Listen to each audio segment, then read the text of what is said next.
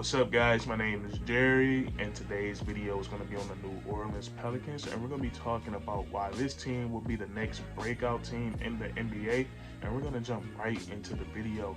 Now, when I look at this Pelican squad and organization, I think they have every single piece you need to become the next breakout team in the NBA, and I think it all starts with Coach Willie Green, and it's something about Coach Green that the way he's able to connect with these players on a very personal and emotional level that's really special. Because if we're being honest, all of the 30 coaches in the NBA, they're a part of the organization because they know their X's and O's. But I feel like from being a good head coach to a great head coach, you got to take that next level and know how to get a player to buy into your system and buy into what you're saying. And the way that Coach Willie Green does it is really different and it's really special because he doesn't try to install fear into his players, but he installs confidence and motivation into these guys. And we've seen it carry over so many times this season. We've seen the Pelicans get off to an atrocious start, and they figured out a way to turn it around because their coach kept telling them in their head that they can do this. This is something that they could do. And then we get to the play-in tournament in the playoffs,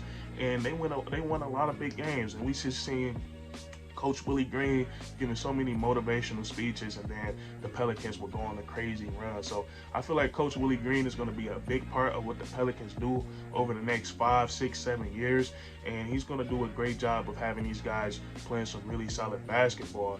And then when I look at this Pelicans organization, I also see a lot of young developing talent, and they really hit the jackpot with Herb Jones in the draft, in the 2021 draft, because this kid is very special.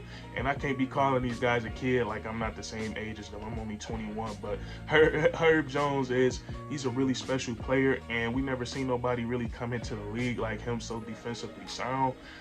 He looked like a veteran out there playing defense in the play-in tournament, in the playoffs. He looked like a guy that's been doing this for 6 or 7 years, but this was just his first year in the NBA, and he has so much time to get better.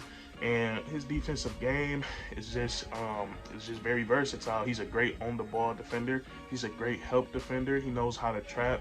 He can hit the boards, and he's great at getting steals. So Herb Jones is a jack of all trades when it comes to the defensive side of the ball, and he was drawing comparisons to guys like Draymond Green already. And he's just, I believe Herb Jones is only 21 years of age. And then offensively, his game is nothing to sneeze at all. He has the tray ball. He has the ability to cut and finish with both hands at the rim, and then he's sneaky bouncy. He's a very athletic player. So Herb Jones, I feel like with a couple of more good off seasons, he's going to be one of the more premier 3-and-D players in the league, and he has a very young, promising career in front of him. And then also Trey Murphy. I love his size. I don't know his. I can't pinpoint his height, but he looks like he's about 6'7", 6'8", and he has some very long arms. And I think with him having a good offseason as far as hitting the weights, he get like 5 or 10 more pounds of muscle. He can also be another solid 3-and-D player to bring off with the second unit. But what I like about him is he kind of has that it factor in the play-in tournament in the first round against the Suns. He just hit a lot of big shots, and I call it the it factor because he's never been there before.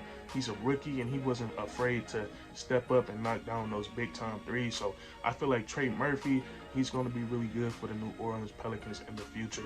And then also Jose Alvarado, who is one of the better stories, one of the more impressive NBA stories this season. They always say that the NBA is a tall man's league, so for Jose Alvarado to impress the Pelicans enough, looking like he's under 6 feet and getting a full-time spot on the NBA roster, that's really special. And when you watch his game, he more than deserved it. He plays the game of basketball at I would say he plays it very maturely. He plays it like he's been doing it for 10 years, because he just makes the right decision when he has the ball in his hands on offense. He takes smart shots, and then defensively, we all know the pit bull that he is, picking guys up full court. He has a signature steal already. Like he's a rookie, and he already has a signature move, and he's just really easy for the fans to like him. Like he's a fan favorite already, and I think he's gonna do a great job at coming off the bench for the New Orleans Pelicans for the foreseeable future. And I really like Jose Jose Alvarado. But I think they have a lot of young developing talent. And then also, I think they have two guys that could potentially become superstars, and that's Zion Williamson and Brandon Ingram. And we look at the run that Brandon Ingram just came off of, scoring 30-plus points in 3 straight playoff games. I think that's the type of stuff that I think that transcends players. I feel like next season, if Brandon Ingram has another good offseason and he comes into next season healthy, I feel like he's going to have another breakout year. I know he's had a breakout year before, but there's different levels to these breakout years, and I think Brandon Ingram is about to take that next step because he was very cerebral in the playoffs last year, and we seen like when he get it going, like he's unstoppable. So, and I love his game so much. He doesn't shoot that many threes, but nobody's going to leave Brandon Ingram wide open from the three-point line. And we know he does the most damage from the mid-range. And it's really crazy because when he gets to dancing on you and then he gets against his spots, his release point is so high that nobody is getting to it. And he was getting these 30-point games on Michael Bridges, Jay Crowder. Like, those guys are premier defenders in the NBA. And then also, he's great at attacking the rim. And I didn't realize how great at attacking the rim he was into that playoff series. He was getting a lot of great layups. He was dunking over a lot of people, and he was just really impressive in that playoff series. And then Zion Williamson, I feel like everybody is waiting for him to make his return. When we did see Zion play, he was a walking 27, 7, and 5.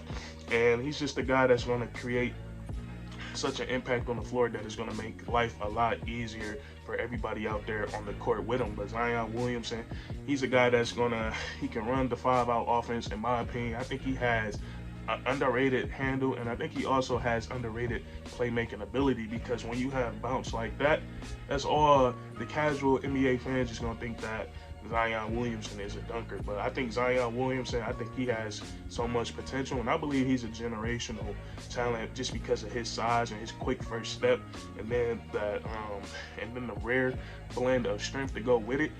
He's going to have a very successful NBA career if he can stay healthy and if he put his mind to it. And then also, you added CJ McCollum in the offseason. I mean, not in the offseason, but at the trade deadline, who brought that veteran presence that the New Orleans Pelicans needed. And then he brought that offense, that self-shot creation, that three-point shot, the ISO game, and then the pick and roll. The Pelicans needed all those things, and CJ McCollum brought that, and he provided that for them. And then the most exciting part for the Pelicans, their trade for Anthony Davis is probably going to play off this offseason. We have the draft lottery tonight. And if the Lakers pick fall within the top 10, it goes to the Pelicans, and that's going to be really exciting for this team. If we look at all we just went over in this video, and you add a top 10 pick to that, it's going to look even better for the New Orleans Pelicans.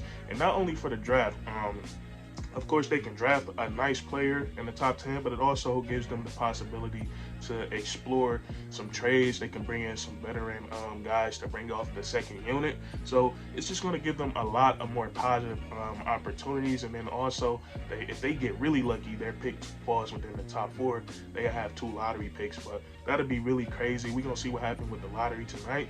If you watch this video, come back after the draft lottery, and we're going to see how the Pelicans did when it comes to luck. But that's going to be it for this video. If you enjoyed, leave a like, comment down below, and then subscribe for more weekly content. We do this all the time, man, and that's curtains.